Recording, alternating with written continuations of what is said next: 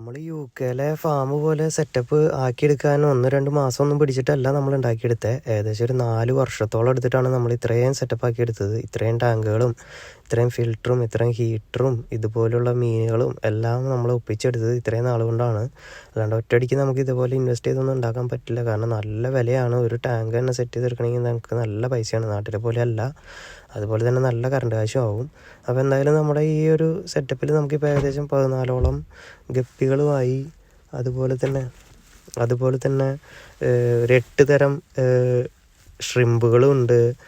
അങ്ങനെ പിന്നെ ആക്സിലോട്ടിലുണ്ട്, പിന്നെ നമ്മുടെ ബീറ്റാസ് ഉണ്ട്, റാമുണ്ട്, സിക്ലിഡ് ഉണ്ട്. അങ്ങനെ എല്ലാതരം ഇതുകളെയും നമ്മൾ ഒരുവിധം ശരിയാക്കി എടുത്തു.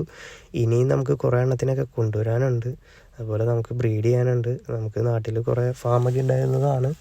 അപ്പോൾ നമുക്ക് ഇവിടെയും ഒരു ചെറിയ സൈഡ് വരുമാനം പോലെ, അല്ലെങ്കിൽ നമ്മുടെ ഒരു ഹോബി കണ്ടിന്യൂ ചെയ്ത് പോകാനായിട്ടാണ് നമ്മളിത് കൊണ്ട് നടക്കുന്നത്.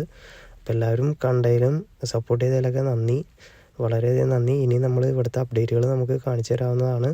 Thank you.